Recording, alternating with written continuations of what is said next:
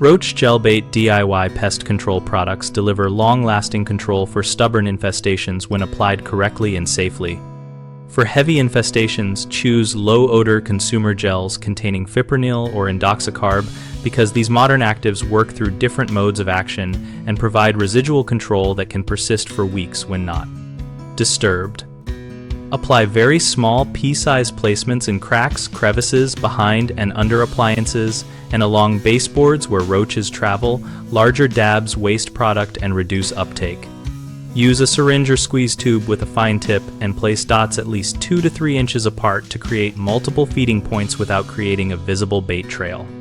Monitor placements every 3 to 7 days and replace spots that are consumed or contaminated with dust and grease to maintain continuous exposure. If treatments do not reduce activity after 2 to 3 weeks, consider rotating to the other active ingredient because resistance to one mode of action can develop in heavy populations. Alternate between Fipronil and Indoxacarb while keeping placement and sanitation consistent. Always clean up competing food residues, fix leaks, and reduce clutter, so baits are the most attractive food source for roaches. Keep all gel placements out of reach of children and pets. Follow label directions for minimum placement distances and personal protection, and store unused product in a locked area away from living spaces. Common problems include applying too much product, which leaves visible bait that is ignored or removed. Limit each placement to a pea-sized dot and distribute many small dots instead of a few large globs.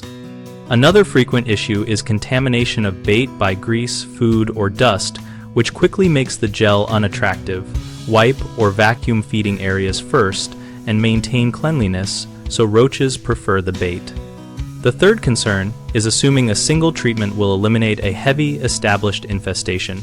Continue monitoring, reapply as dots are eaten, rotate active ingredients if you see no decline after 2 to 3 weeks, and combine baiting with sanitation and exclusion to get lasting results.